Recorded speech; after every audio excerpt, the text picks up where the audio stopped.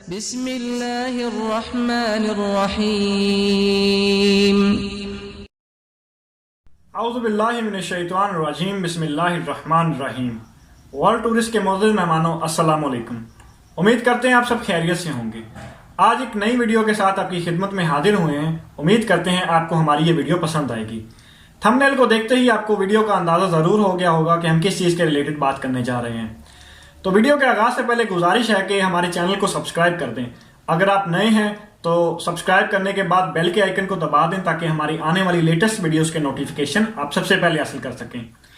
اور ساتھ میں ہماری ویڈیوز کو لائک کر کے اپنے دوستوں کے ساتھ شیئر ضرور کیا کریں، کیونکہ یہ انفارمیشن ہم نیٹ اور دوسری چیزوں سے حاصل کرتے ہیں تو یہ آپ کے لیے بڑی مفید اور بڑی فائدہ مند ہو سکتی ہیں۔ نبی پاک صلی اللہ علیہ وسلم کے دنیا سے پردہ پوش ہونے کے بعد جو ہے وہ خلافت کا آغاز ہوا، جس میں آپ سب جانتے ہیں کہ پہلے خلیفہ حضرت ابو بکر صدیق، اس کے بعد حضرت عمر فاروق، حضرت عثمان غنی، حضرت علی جو ہے وہ خلافت کے دور میں آئے۔ اس کے بعد حضرت علی کے بعد جو خلافت کا دور تھا وہ اس طرح چلا، اور پانچویں خلیفہ حضرت امام حسن رضی اللہ تعالیٰ عنہ جو حضرت علی کے بڑے بیٹے تھے ان کو دیا گیا۔ اس طرح ان پانچوں صحابہ کرام کے درمیان جو خلافت کا دور تھا بڑا اچھا چلتا رہا، لیکن حضرت حسن کے بعد جو خلافت کا دور تھا وہ ہلکا سا ڈگمگانے لگ جا،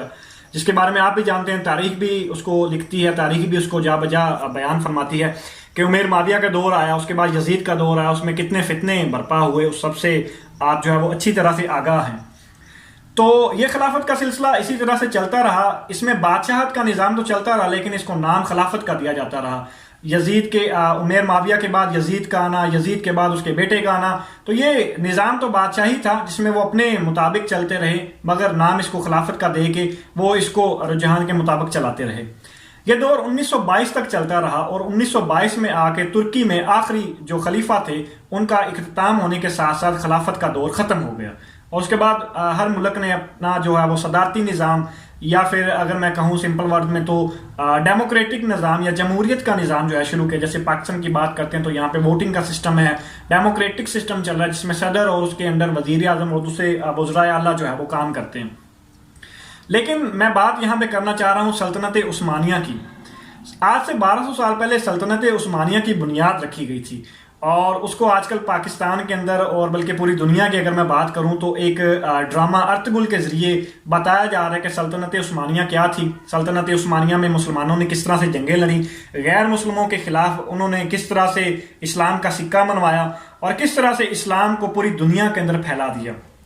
تو بات کا آغاز کرتے ہیں ٹاپک کے کنٹینٹ کے مطابق، میں ترتیب وائز چلتا جاؤں گا۔ سب سے پہلے جو دور تھا وہ ارطغرل نامی ایک بادشاہ کا تھا۔ ارطغرل ایک قبیلے کا سردار تھا، اور اس کے کچھ ساتھیوں کے ساتھ اس نے یہ آغاز کیا، اور اس نے غیر مسلموں کا خاتمہ شروع کیا اپنے کچھ دوستوں کے ساتھ،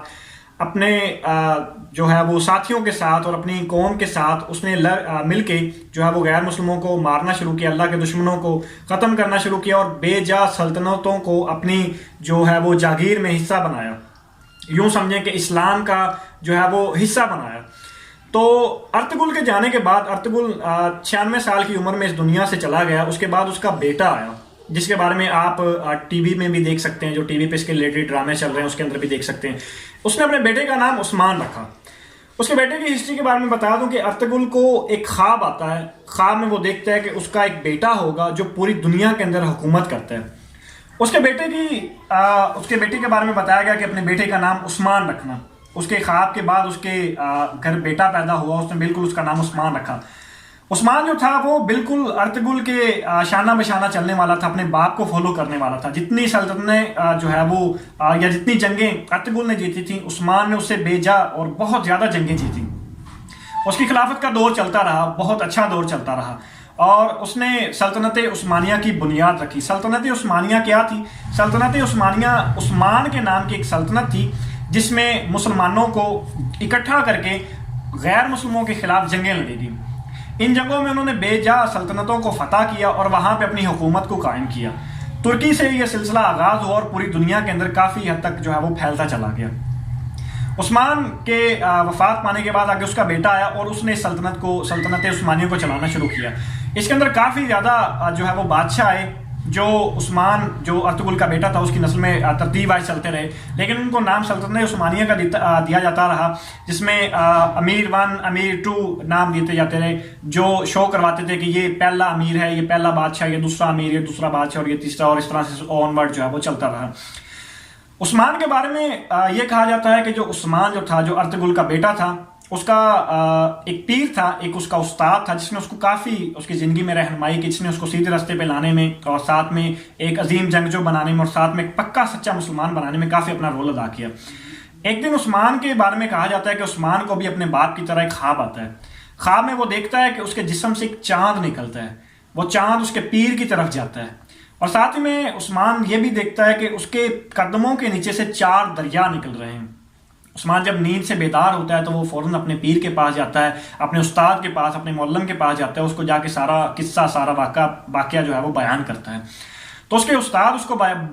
جو ہے وہ بتاتے ہیں، اس کو ایکسپلین کرتے ہیں کہ یہ چاند کا نکلنے کا مطلب ہے تمہارا جو نور ہے، تمہاری جو روشنی ہے، جو تمہیں جو اللہ تعالیٰ نے طاقت دی ہے، اس سے پوری دنیا کو تم منور کرو گے، تمہارے سینے سے نکل رہا ہے، اس کا مطلب یہ ہے کہ تم سے دنیا فیض حاصل کرے گی، اور ساتھ میں تم سے جو 4 دریا نکل رہے ہیں، اس کا مطلب تمہارے 4 بیٹے ہوں گے جو تمہارے شانہ میں شانہ چلیں گے اور پوری دنیا میں اسلام کا سکہ منوائیں گے۔ اسی طرح جو عثمان تھا وہ اپنے پیر کی اس تعبیر کو ذہن میں رکھتے ہوئے پوری دنیا میں اپنے ساتھیوں کے ساتھ پھیل جاتا ہے اور جا بجا سلطنتوں کو، جا بجا ملکوں کو، ریاستوں کو فتح کرتا جاتا ہے۔ تو اس تاریخ کو پڑھنے کے بعد، اس تاریخ کو دیکھنے کے بعد ہمیں یہ اندازہ ہوتا ہے کہ اسلام جو ہے وہ نہ صرف اور صرف باتوں پہ بلکہ تلوار کے زور پہ بھی پھیل رہا ہے، اسلام اخلاق کے زور پہ بھی پھیل رہا ہے، اسلام اچھی باتوں سے بھی پھیل رہا ہے، اسلام مسلمانوں کے جذبے سے بھی پھیل رہا ہے۔ تو یہاں پہ بات میں یہ کرنا چاہوں گا کہ جب عثمان کا آخری دور آیا، جب عثمان جو پہلا عثمان تھا جس نے سلطنت عثمانیہ کی بنیاد رکھی تھی، جو ارطغرل کا بیٹا تھا، جب وہ دنیا سے جانے لگا، جب وہ بستر مرگ پر تھا، جب وہ مرنے کے قریب تھا، تو اس نے اپنے بیٹوں کو بلا کے اس کو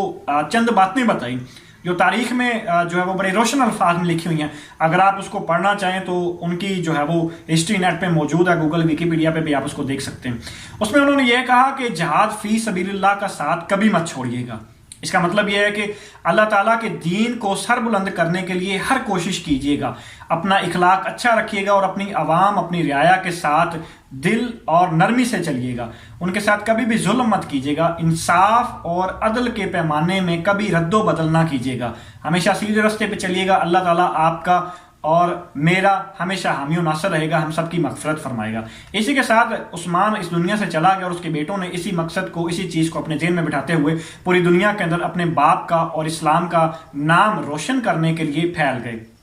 تو یہاں پہ بات تھوڑی سی گھوم جائے گی، لیکن میں پھر بھی کہنا چاہوں گا کہ اسلام کے اندر آج جب